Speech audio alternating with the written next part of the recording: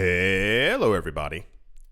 Welcome back for another video. Hope you're all doing well and that you're all having a phantasmagorical day. As always, leaving a like, a comment, or subscribing. It helps out the channel immensely. Welcome back for another News I Missed, where I go over all the crazy stuff that's happening in cryptocurrencies that I, for some reason, just happened to miss. And without further ado, let's jump right into it. There's a lot of really weird stuff happening in the cryptocurrency space. The collapse of FTX has shown that where there's smoke, there's fire. In a year filled with jaw-dropping unveilings, we've seen crazier. None compared to the bewildering fall of Sam Bankman-Fried's FTX exchange. While many were stunned, there were a few telltale signs that may have indicated not everything was peachy keen over at FTX headquarters.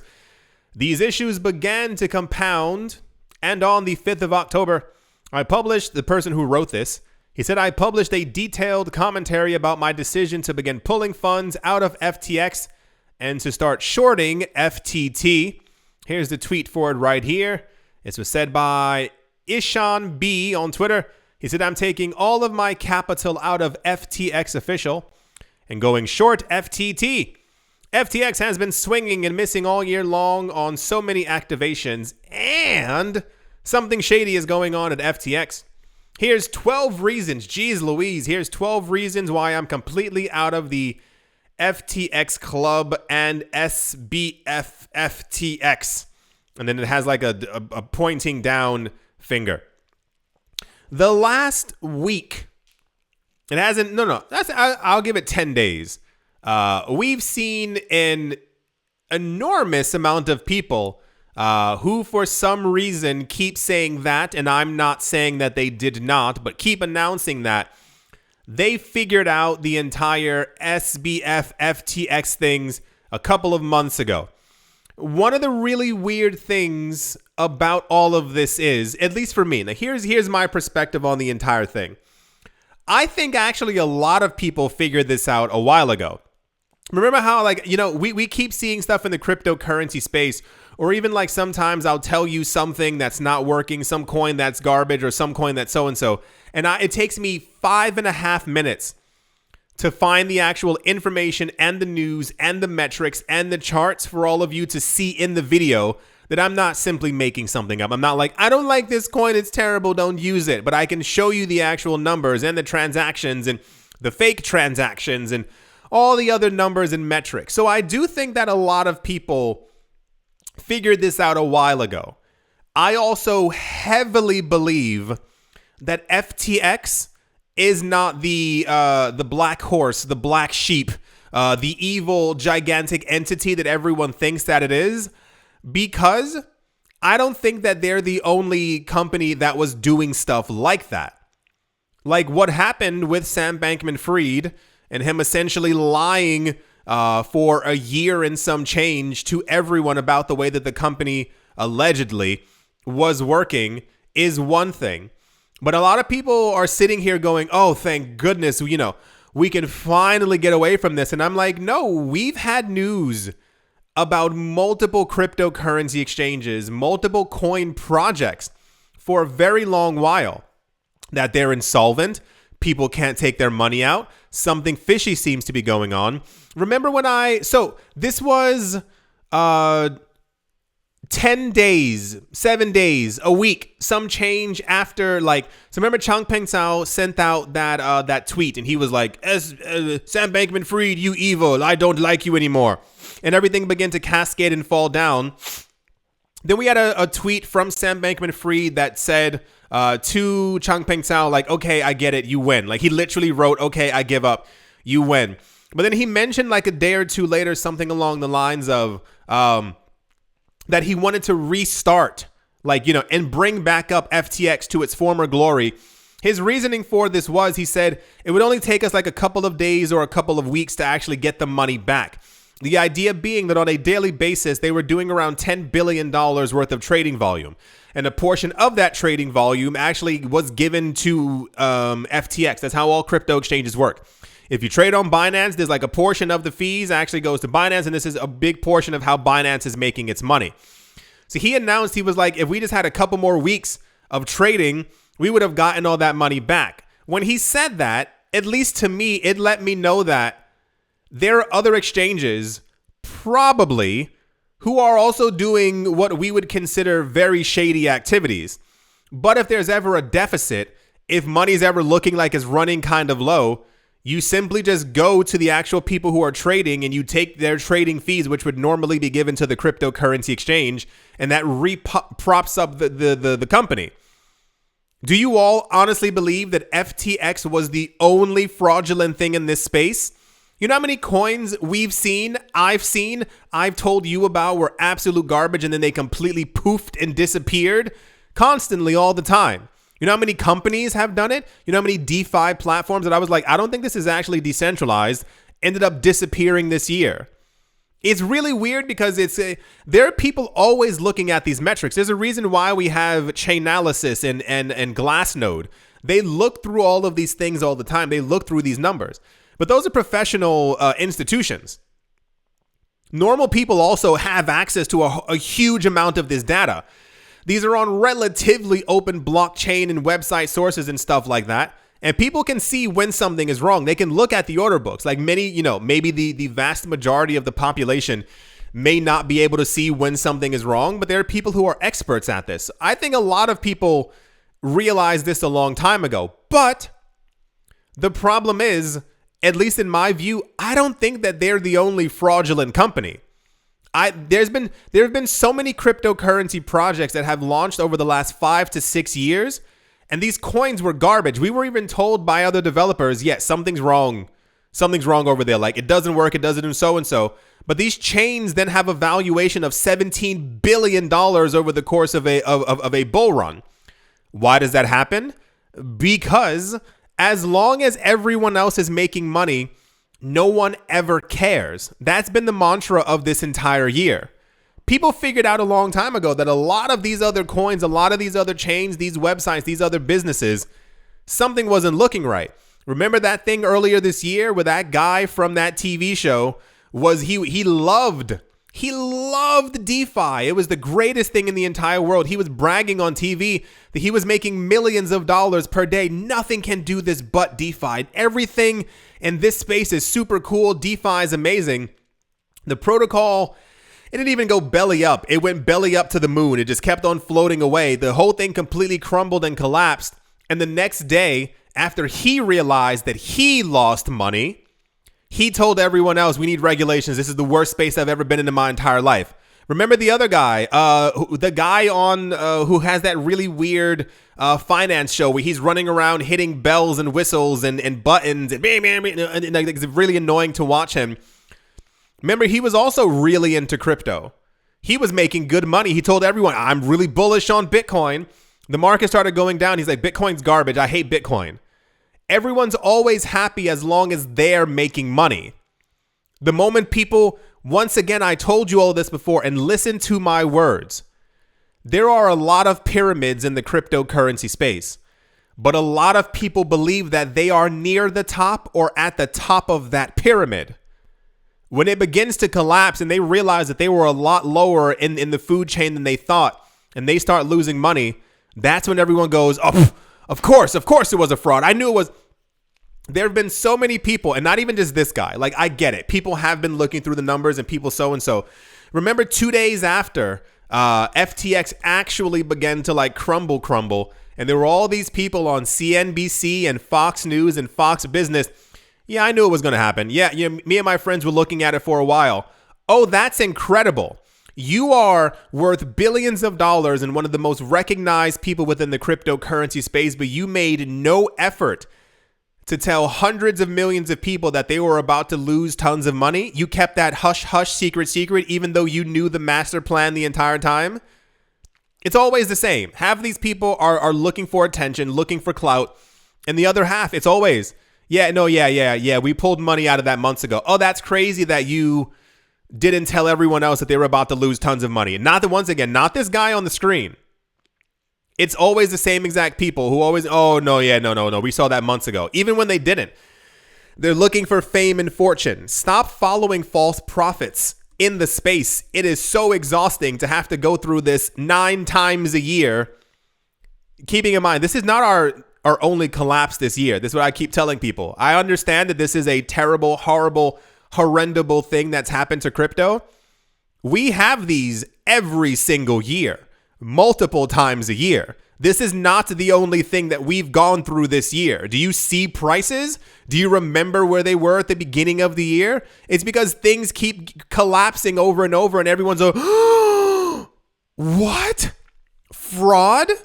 In crypto? I can't believe it. This is absolutely insane. I don't understand why people keep acting surprised. You keep following these sociopaths and then wondering why you lose all your money all the time. Remember years ago? I remember years ago when all these coins, remember ICOs? Yeah, someone just had a chill. ICOs were meant to be the brand new money-making thing within the cryptocurrency space. You're tired of going to the stock market and trying to launch an IPO, an initial public offering, and you don't want to go through all the channels? Simply launch an ICO. Announce you're making a new coin. You're going to be doing this and doing that, and this coin's going to be amazing. There were so many ICOs that were launching in 2017 and even the beginning of 2018. Don't forget about those. These people were making hundreds of millions of dollars in one day. They made a website. They told everyone this coin was going to be the new Bitcoin, the new Ethereum. This coin's better than this coin. This coin is much faster than that. These people were making out like diamond encrusted bandits. And I kept on saying, stay away from these things. Something's not right here. Something seems a little off. I'm going to keep sticking to Bitcoin. Remember the years ago, my main coins were Bitcoin, Ethereum, and XRP. Because they were the only ones that seemed relatively legitimate, at least at the time. There were other coins that I was talking about that I still hold. I have not sold anything, for those of you who are wondering. And they kept on collapsing. And everyone was like, oh yeah, dude, I got rug pulled. I can't believe it. This space is so crazy. And it's like, just stop following criminals. It's so easy. It's super, super easy. Like, it's actually not difficult. And you know exactly who's fraudulent in this space. You know without a doubt. You may not ever say it out loud. You've seen their channels. You've seen them twerking on stage. You see all this stuff. But people don't pay attention to it because they keep thinking that they're higher up on the pyramid than everyone else. It's wild. It is absolutely wild to see what's happening in this space. And it's going to continue happening until people are actually tired of it. You have to be tired of people lying to you. You have to be tired of the rug pulls. You have to be tired of these people standing up on a stage. Remember OneCoin? Yeah, we're the brand new thing. Everyone thinks that they're getting in early, that they know something that everyone else doesn't.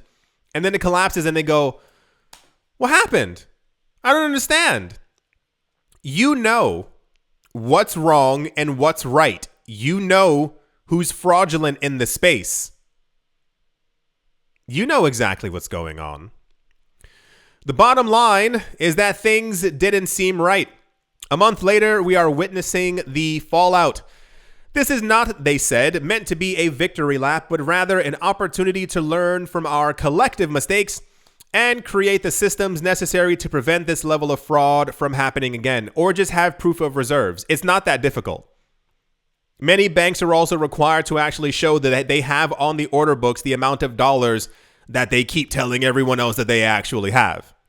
It's not that difficult. Proof of reserves should be an automatic thing. Your cryptocurrency exchange should not even be allowed on CoinMarketCap, CoinCodex, I don't care where you get your price news from, unless you are actively every day, every other day, once a week at the beginning of the week, showing your proof of reserves. You should not be allowed to do any business within crypto.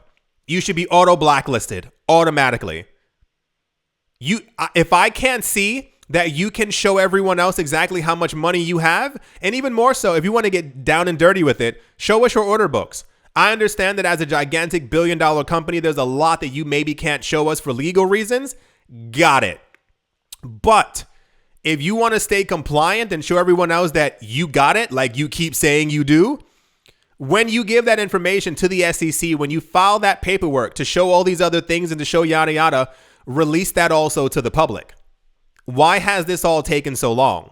Why did FTX have to collapse and people go, well, where's the proof of reserves? We should have had this years ago. This should be an automated system. The same exact way that we know exactly how much Bitcoin will be coming out of the machine because it's already pre-programmed into it by people mining, et cetera, et cetera. Once a week, there should be an auto audit that is given to everyone in the cryptocurrency space. We should see this posted on Twitter. How many of you agree? Imagine never having to have this problem again. Imagine even more so knowing how much debt a cryptocurrency exchange is in, how much plus they're in, what their order books look like. You're $14 billion in debt. Are you paying back this debt? Oh, you're not. Okay, well, I'm going to make a video and tell my friends to take their money out of your exchange because clearly something's wrong. How much longer do people need? How many times does the glove have to keep smacking you in the face before you're like, okay, it's time to fix crypto? It's really insane. It's absolutely bonkers at this point. They said now we have strong allegations that what happened constituted fraud at the highest levels by the least conceivable party. Here are some reasons these circumstances were foreseeable and how they can be fixed in the future. They said, while hindsight is 2020, the string of top FTX executives leaving should have been a giant red flag. Alameda Research CEO Sam Trabucco announced his resignation on the 24th of August, followed by FTX US CEO Brett Harrison on the 27th of September. On the 3rd of October, it was reported that FTX's head of over-the-counter and institutional sales, Jonathan Chessman, had also left. That's kind of red flaggy. That's a little...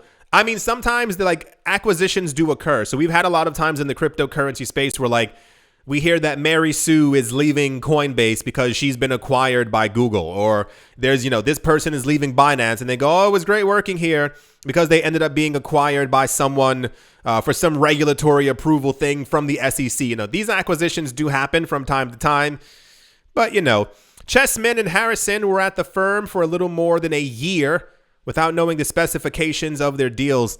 Equity is typically vested over a multi-year horizon.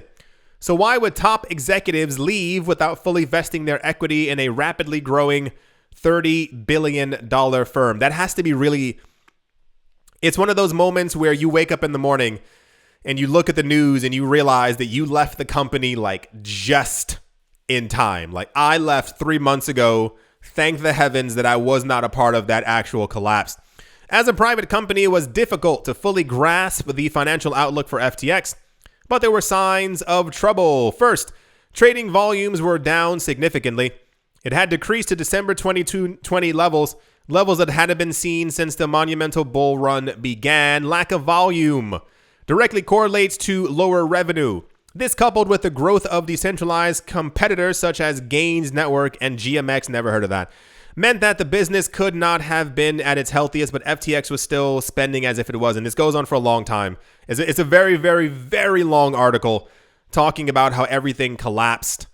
Yeah, we're going to see more people popping up over the next couple of weeks. A lot of people are looking for attention in this. This is now the second person who actually has verifiable evidence. You can even see the tweet is dated the 5th of October. So they clearly knew before that they were sending this information out of there. And the other guy, once again, I keep forgetting this guy's Twitter name, the wolf guy, whatever his picture is on Twitter, who apparently, I think in March or April, he was telling people, he's like, guys, something's wrong, red flag.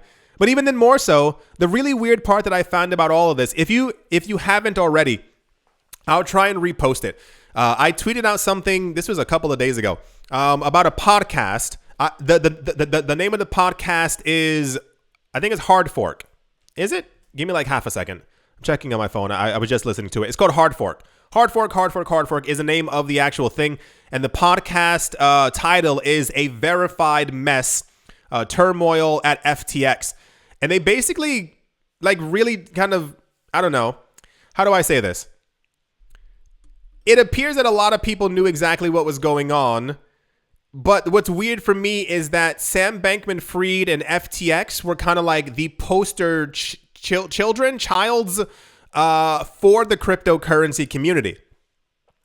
I had heard of FTX, obviously, on this channel before, but I didn't realize how far their reach actually went. If you get a chance, listen to that podcast. They were basically like the face of crypto in DC. When people would talk about regulations and like where the cryptocurrency space was going, Sam Bankman-Fried and FTX were usually there as the voices of the space, which is kind of crazy.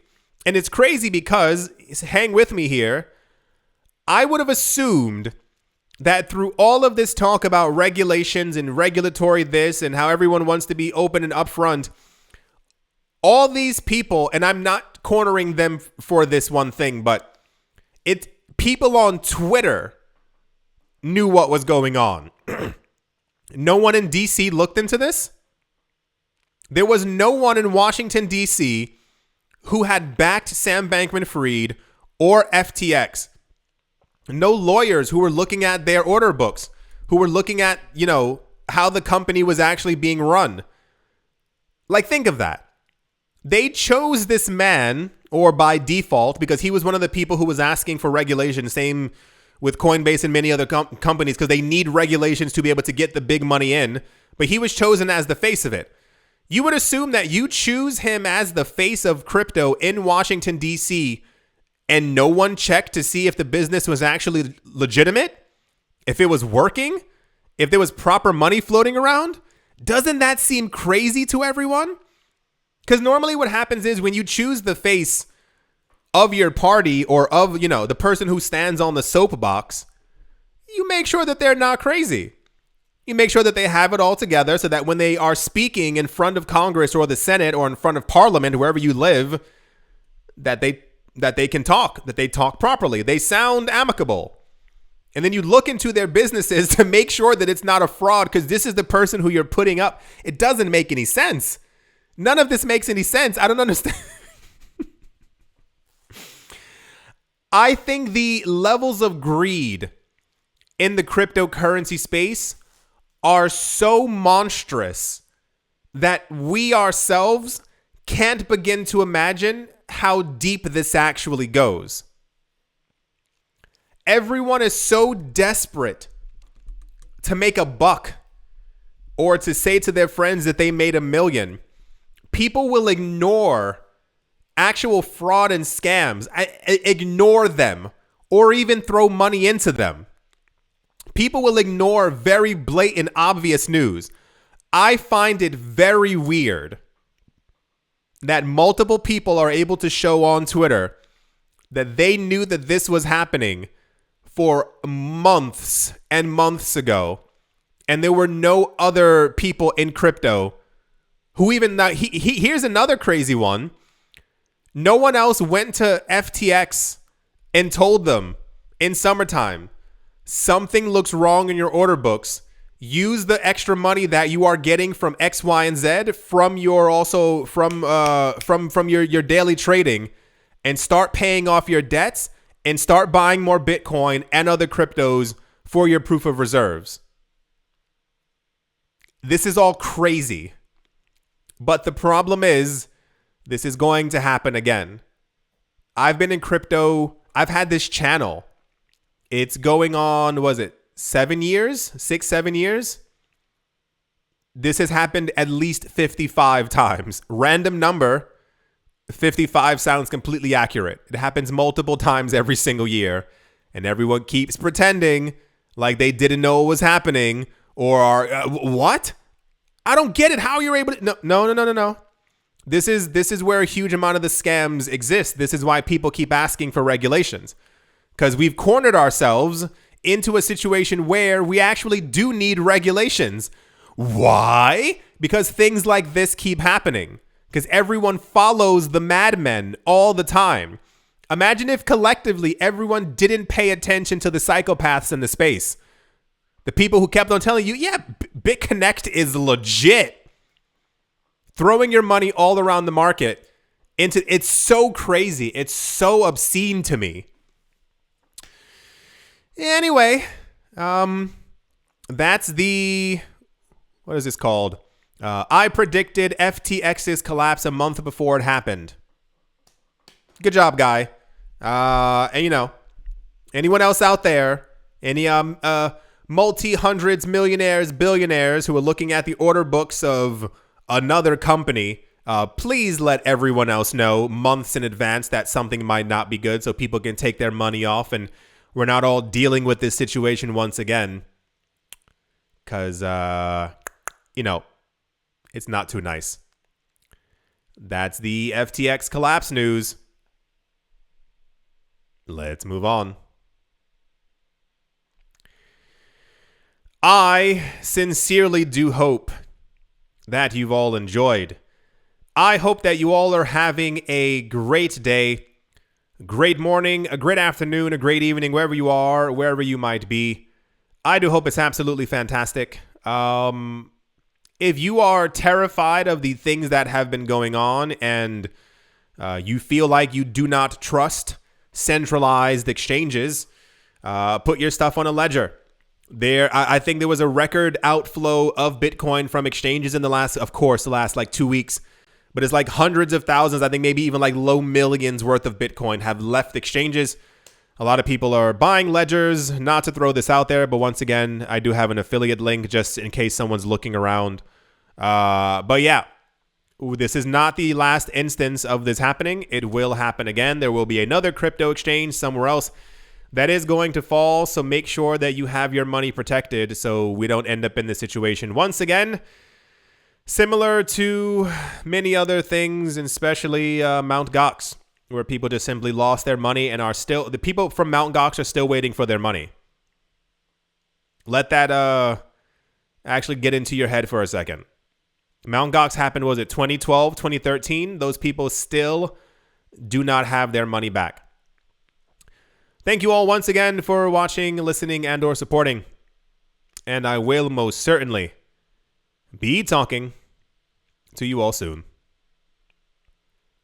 See you.